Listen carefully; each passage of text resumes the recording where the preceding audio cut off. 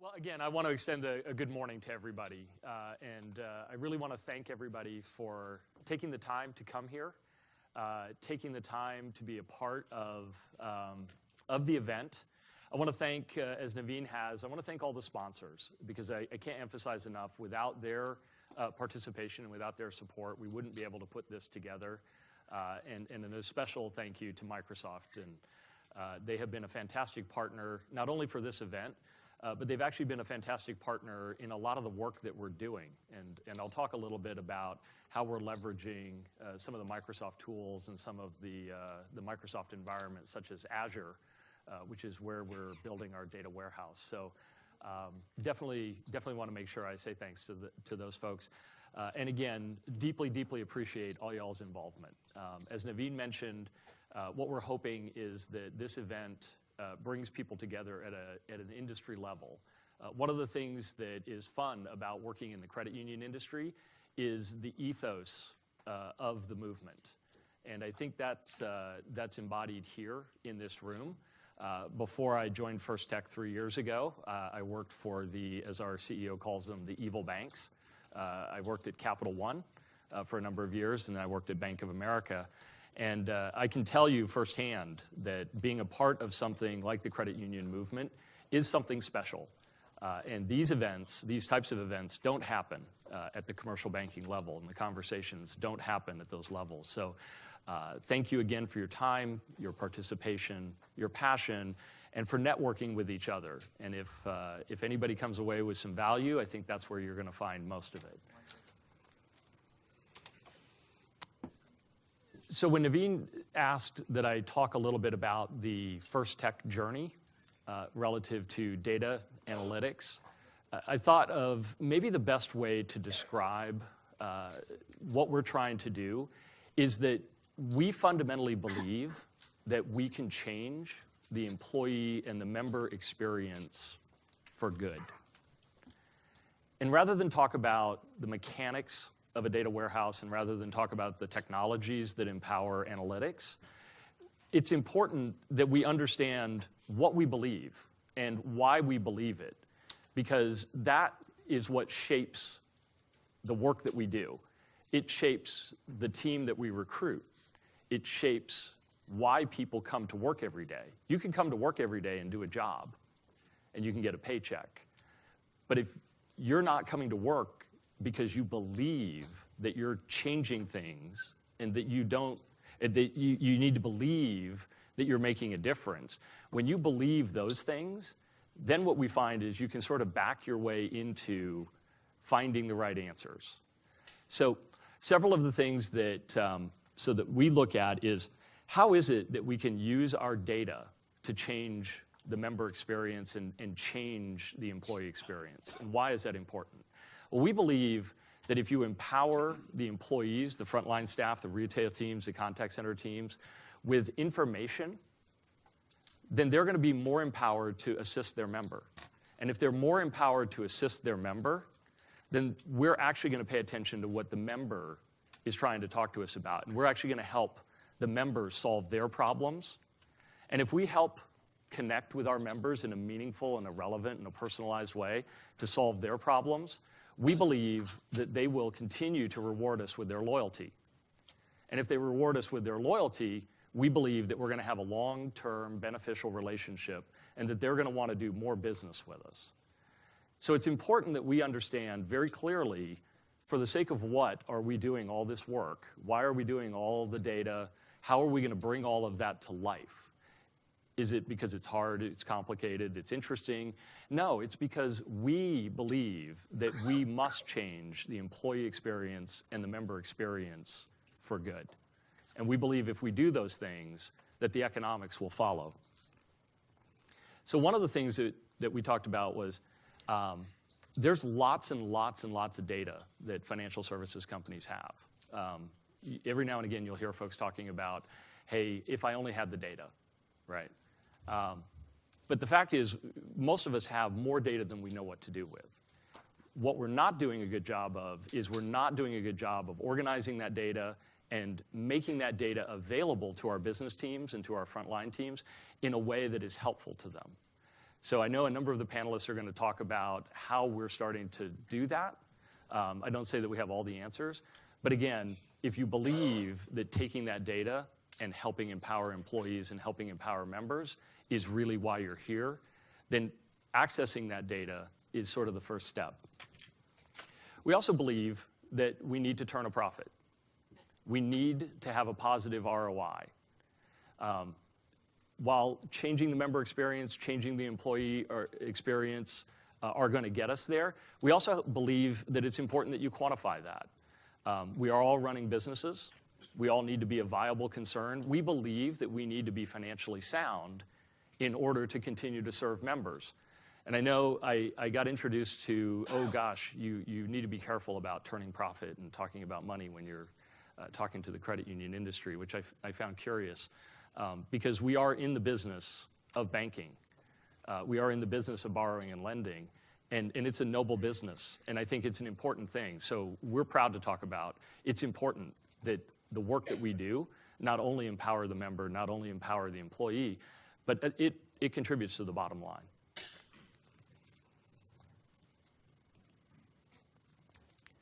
So one of the questions that we get asked is, how are you bringing the data analytics work to life?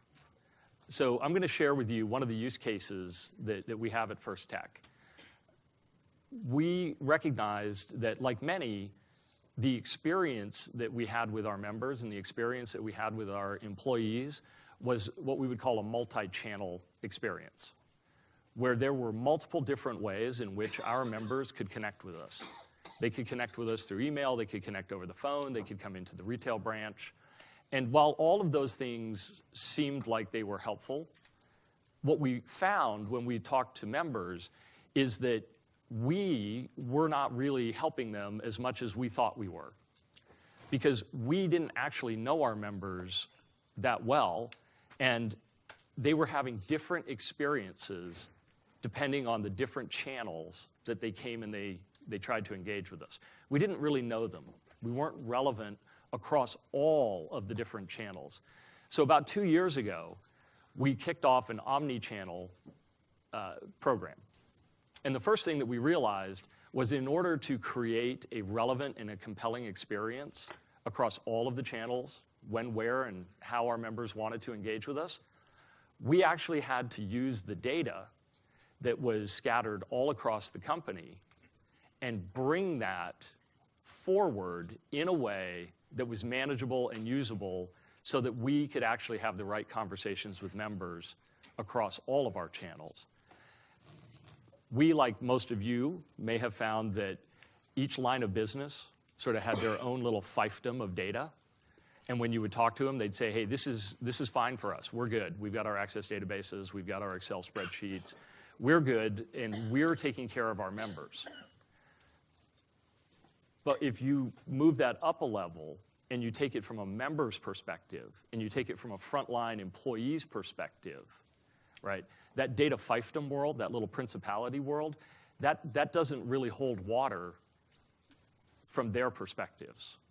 So our journey started with a vision of an omni-channel, and it quickly showed us that what we needed to do is we needed to get a hold of all the information. So we started doing, the first thing was cataloging all the data. Where is it? And we found that we had over 150 disparate data sources spread across the entire credit union. Again, no bad dogs. Everybody had their use for it, and everybody was using it to drive their outcomes. But if you apply the lens of, for the sake of the employee and for the sake of the member, it really wasn't holding together. So we started down the journey. We started with some data visualization tools so that we could start to tap into data in its native form, no matter where it was, to start to bring to life the information. And then we started to build an architecture of an omni-channel. And a couple of the core tenets of that was, if a member comes and they want to apply for a loan, when they come and they apply, we should know who they are.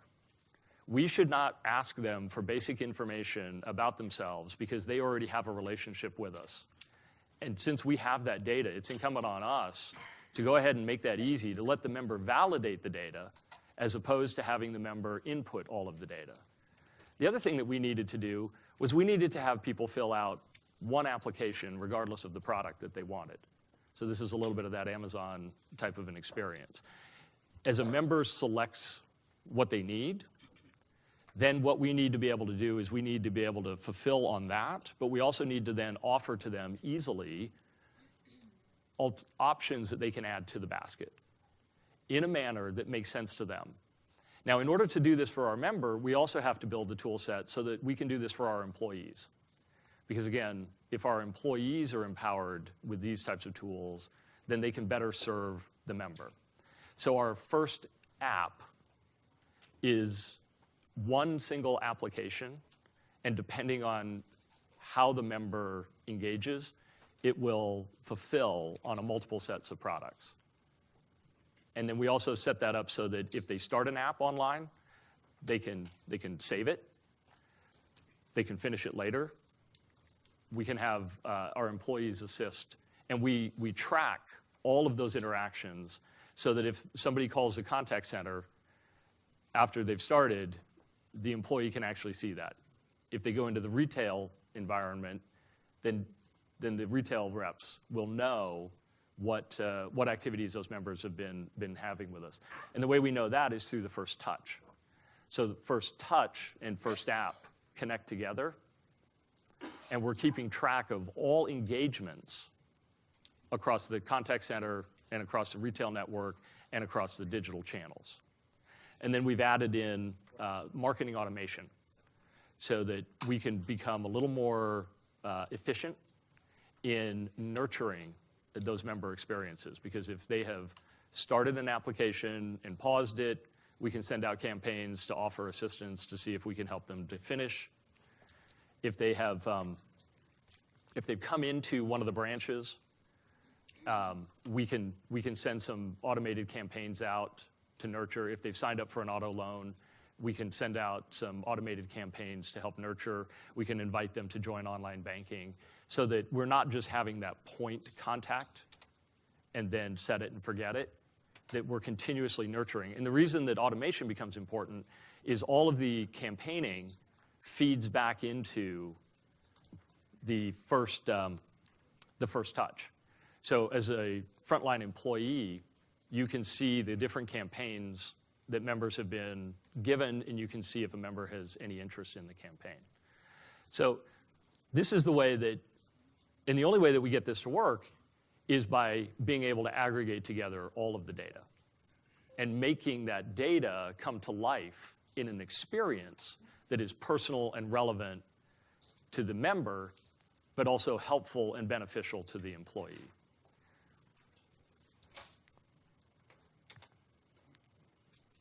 We've been on the journey for about 2 years. It's not flawless. It's not perfect. So anybody who wants to follow this type of use case should keep in mind that 2 years later, it looks way better than it did at the time that you're doing it. But we did want to share some of the value, because I know there's a lot of CEOs in the room, there's a lot of decision makers in the room, and they're saying, hey, how do I put some numbers to some of these things? So over the 2 years that we've rolled out the omnichannel, even with all of its flaws, we've seen $4 million in fraud avoidance. The way that we see that is because we see all of our member engagements and we see all of our member interactions now across the different channels, we're catching folks that are trying to socially engineer the contact center, and in some cases, the retail network, where they're calling in multiple different times and they're trying to pump data and information out of our teammates so that they can falsely apply for products and services. And so we're now able to see all of those things, and we're able to avoid making the loans to fraudsters. We've seen a 40% increase in our leads to our conversions. We've seen, or to opportunities, and then a 40% opportunities to application. Before we deployed the omnichannel out, we were blind to these opportunities because we didn't see if somebody was applying for something and abandoned it. So now that we can see it and we can follow up on it, we're able to recapture or nurture that business in a way that we were never able to do before. We've also introduced the concept of a next best offer engine. And actually, this is kind of a fun story. Our next best offer engine, the algorithm was written by an intern in our data analytics team. She is a statistics and English major at the University of Arizona, or Arizona State. I'm sorry, she'd be mad at me if I got that wrong. She's at Arizona State. And what next best offer, even in its basic format, it's not proactive today, but what it does is it looks at all the data that is embodied within the omnichannel, and it starts to make an educated guess as to, based on what we know about the member, based on what we know about their product mix, based on what we know about all of their economics, what is the most highly likely next probable action or product that that member is going to be interested in. And so this little engine, even in its start, even in its basics, even in a not proactive, we haven't created the experience yet, but by being able to empower our employees with those types of insights, our outbound calling teams have been able to dramatically increase the number of applications in just a very short period of time. Now, as we journey further, again, the vision will be that the next best offer engine will become much more proactive, and it will be able to, in session, maybe recommend or suggest to members that, oh, we see that you have these things, you may want to consider these things. Again, a little bit like Amazon. Part of the trick with this stuff is you want to find that sweet spot of where's it helpful versus where is it creepy. So creepy's bad, but we're excited about what it means. The other big use case that I'll share with you is our enterprise data warehouse. And I talked a little earlier about the big challenge that we had there, which is we had all the data fiefdoms, right? And everybody had it all squirreled away, and they were fine with it. But we needed a way to be able to bring all of the data together, not necessarily that you have to take all the data out of where it lives and you have to pile it all into a giant data warehouse. That's not necessarily the strategy.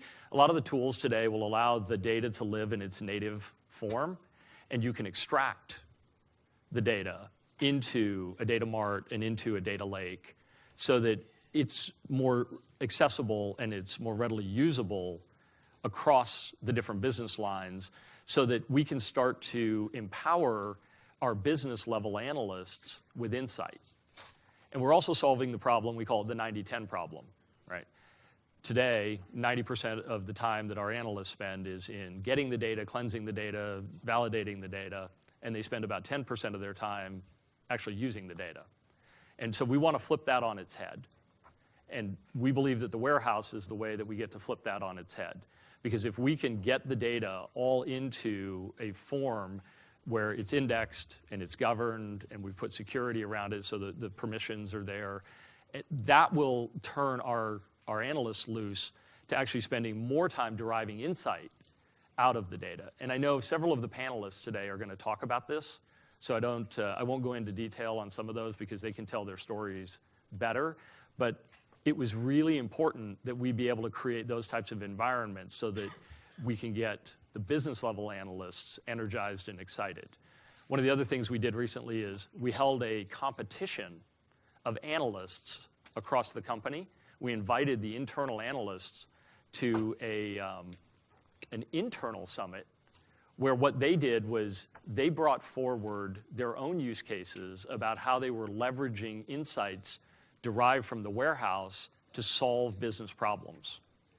And by having them each stand up and sort of represent and present what it was that they found, not only did they inform all of their colleagues, but they generated a genuine excitement as to how different groups were starting to leverage the data to think about solving real-world problems. And I know we probably are going to have some folks talk about that on the panel as well. But we intend to evolve that concept because that's part of creating a data culture. And so another ambition of the warehouse is not, again, just the mechanics, but it's we want to have our employees excited, our analyst employees excited about what we already know and then what we can do with it. And so creating that culture shift, we think, is really the purpose of the warehouse. It's not about big piles of data. It's about shifting the mindset of the organization and of the employees and the analysts to really, really crave insight that creates meaningful experiences and drives ROI to the business units. You can't have a data analytics conversation without talking about machine learning and about AI. We think the foundation we've been laying with the omni-channel and with the data warehouse are just that. They're foundation. It's kind of like taking rocks and banging them together, is what it feels like.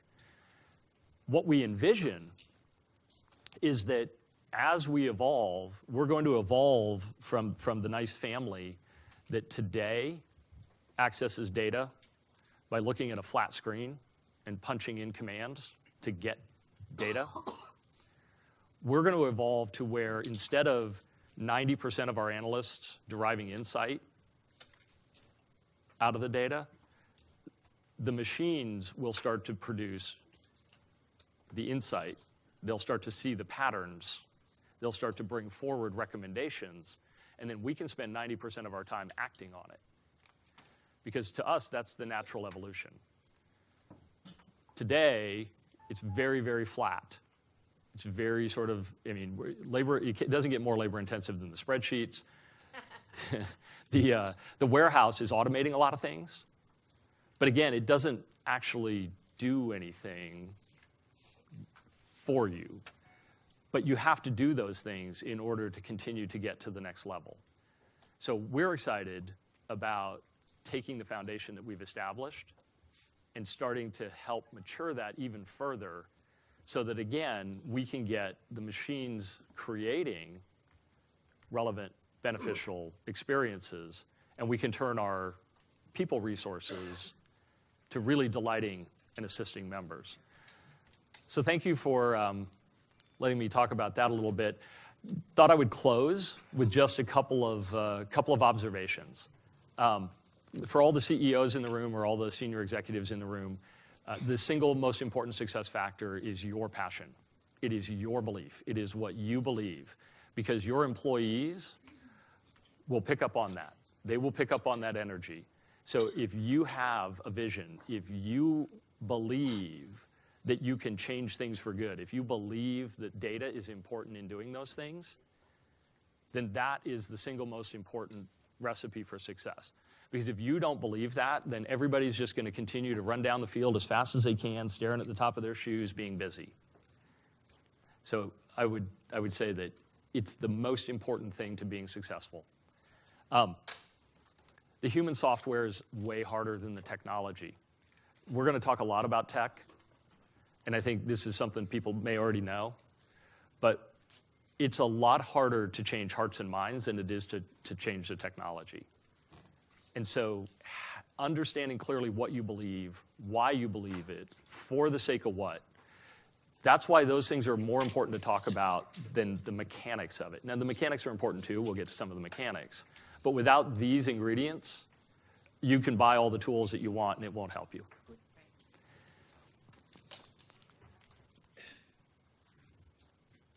That's what I had today. So I want to thank you again for your time and hope you really enjoy this event. I'm super excited to hear what everybody has today. So thank you.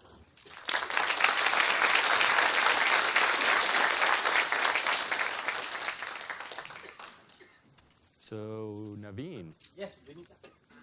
Question. Is it Andrew's next? No. So No?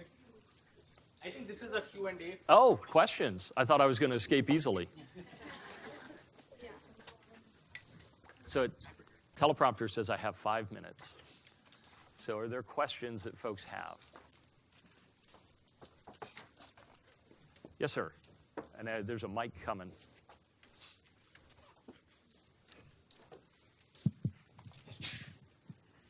Bill Dodds with Restore Credit Union from Denver. One of our issues is, since we have a lot of data fiefdoms, we're having a concern around compliance. Does everybody understand that as you integrate data, member data with other things such as big data, how do you deal with compliance issues? So let me see if I may ask you for a follow-up on when you say compliance, which part of compliance you're talking about. Now, I can talk about security. Well, it is security, but if you share your data, then there's a concern that we have to notify our members that other entities are becoming aware of member data. Gotcha. And so as each organization has their own processes, then how do we handle that? How do we get our hands around making sure that everybody understands compliance? It's one of our top issues. You bet. So the two use cases that I've shared with you guys today, it's all internal First Tech data. So we're not running into we're taking our data and we're sharing it externally. This is just getting your arms around all the data that we already have. So the data governance model that we put in place so that there's clear definitions and indexes as to what the definition of the data means is important. Data classification is part of the governance program. So what's the nature of the data? And then security is really around access management and permissions. So which job types and which job roles have permission to access the data. So that's a lot of the sort of the governance. We haven't directly tackled the externally exporting question from a compliance perspective. Does that answer your question? Sure. Yeah, you bet. Yeah.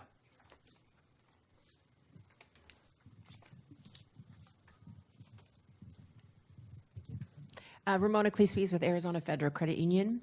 Thank you for everything that you said. We're right on the tipping point and not quite going over. My question to you is, how did you, from an implementation standpoint, how did you approach your Omni? What did you, organizationally, everybody wrapped around it? That's a great question. So we approached it completely backwards. Okay. We messed the whole thing up from the jump. Okay. We did the classic, what we're going to do is we're going to build out these big giant requirement documents, right? And we're going to go and we're going to interview everybody in the line of business about their business and about their applications, and we're going to get them to write these giant tomes of requirements, and then we're going to get them to sign off on it. Right. And then we're going to go build it, and then we're going to bring it back to them, and it's going to be awesome. So, when you step back and you think about it, right, it's never awesome, right? We do this all the time, and it's never awesome, so I don't know why we thought this time it'd be better. The other fundamental flaw in that is when you go and you ask a bunch of business people to give their requirements, right, in earnest, they're going to tell you what they need. A lot of times, they don't do it overtly, but it happens, is they figure out all the things that are painful for them in their back office, and they write that down as a requirement so that we can go make that painful for a member, right? And so, hey, if the member gives me 5,000 data points, then by the time I get it, it's going to be super easy. That's how we started. And actually, even doing it that way, we still were able to drive out the results that I was showing you. Mm-hmm. What we've done is we've done a 2.0 version where we've completely gone the other way with it. And what we started with is we went out and we did member empathy studies. And we started by understanding the empathetic drivers of what members actually wanted in their experiences with us. So we sent surveys out to 10,000 members, and we had them, we got about 200 respondents out of the 10,000, where they filled out an 87-point survey. It's a pretty decent commitment to make. And then we followed up those surveys by reaching out and making phone calls to further dig into it. And again, what we started to find when we actually asked members through these studies what they were looking for, right, it completely changed the way we thought about the design experience. Now, the other thing that helped us is because we went through the traditional, I'm going to build a requirement, I'm going to build it, I'm going to launch it, and then it doesn't work very well, right, it got really painful. So our teams, our business teams, said, wait a minute, This is really, really painful. So when we came around with the 2.0 version, that pain was nice and fresh, and there was a lot more receptivity to the concept of, oh, wait a minute, we don't want to repeat it like that. We now have a much deeper appreciation for, let's make sure that we get the experience right and that we're solving for what members are looking for, and then work our way back through it. And I know we've got some panelists that are going to talk about it. We're still on that journey, and 2.0, while it's way, way better than 1.0, it's still hard. But one of the other advocations that I'll make is start, right? None of them are flawless. And so I would say get started, learn, be willing to make the adaptations, be willing to make the pivots. But if you remain true to your true north of we believe that it's about changing those employee and member experiences for good, and you can get folks on board with that, that's what's continued to help us through our journey. So we're excited to continue to share our story. And that way, if it helps all y'all in any short form, we would like to see the entire industry move in a direction where we're helping change things for good. And that's why we're up here talking. So I'm glad you asked. Yeah, thank you for that. And so you kind of answered the second one, which was the hindsight question, Right.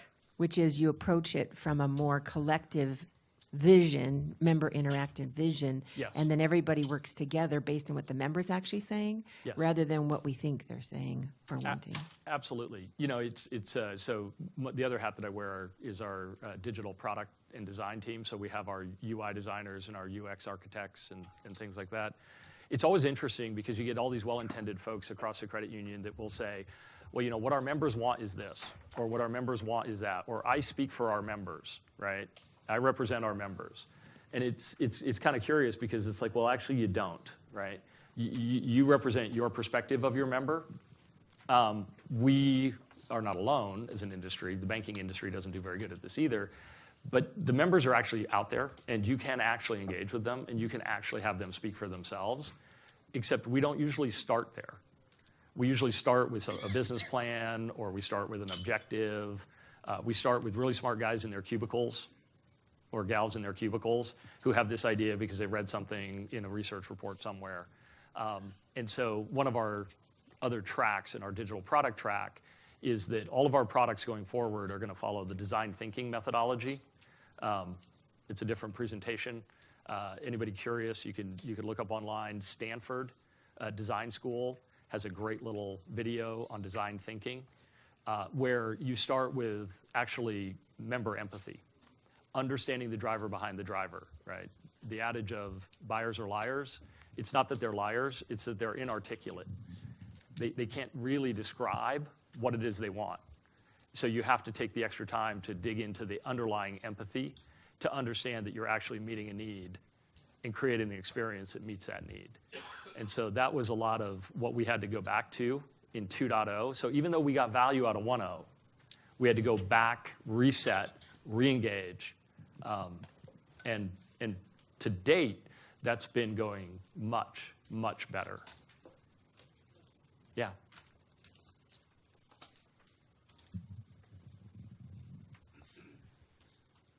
Trying to figure out how you understand member empathy with such a small result of your survey. Yeah, so fair. So it was an 87 question survey, so we got a lot of data there, and then we would follow back up with phone calls to continue to drive in underneath it. And then we continue to test and we continue to survey members continuously throughout. One of the other things that we're starting to work towards is creating the ability to put a prototype out so that members can respond and react to the experience. And we can run multivariate testing of, we have a champion experience, we can create a challenger experience, and start to let the membership experience those and vote with their clicks as to which of those meets their need best in the.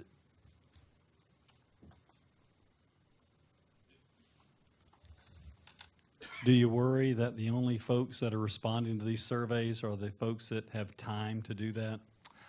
It's a good question. You said 87 points, I believe, in each survey. Yeah, in each question. You know, that tells me, you know, there's certain segments that have time. Right. Most of them that don't. That's right.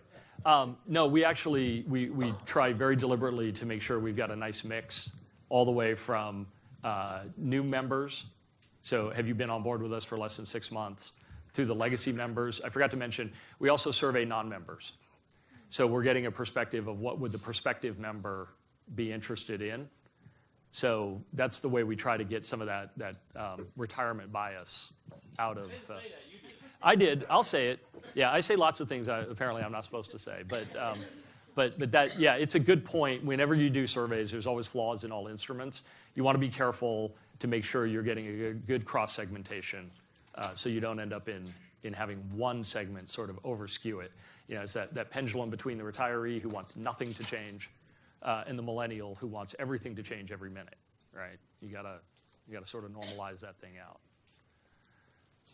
All right, last question, because the prompter told me I'm out of time. So, last question. Hi, Peter Lee from Baxter. With your omni-channel efforts, do you have a single business business owner, or is it spread across multiple business units? So we run it as a program. So we run a program structure for the omnichannel, and so we have a dedicated program team. We have a program manager, and we've got multiple project managers, and then we've stood up a steering committee of our senior executives. So as the program team journeys across the franchise, they report both to the executive team. We do deep dives as to what the progress is. So every member of the executive team sees the journey. And then from more of a governing of the work, we've stood up our senior vice presidents, which represent our major lines of the business, is the steering committee that informs the program team. So yeah, that's always a question, right? When you get to these enterprise level programs, there's not, per se, a singular owner, which is why we like that structure. So, well, thank you. Again, as Naveen mentioned, you know, networking is a huge value here. I'm really excited to connect with all of you guys. I'm going to be here for the next 2 days. So as you have more questions about this, I have a passion for this. I love to talk about this, so I'd love to meet every one of you, if that's possible. I'll do my best on that. But again, thank you for your time, and we got this thing started. So thanks.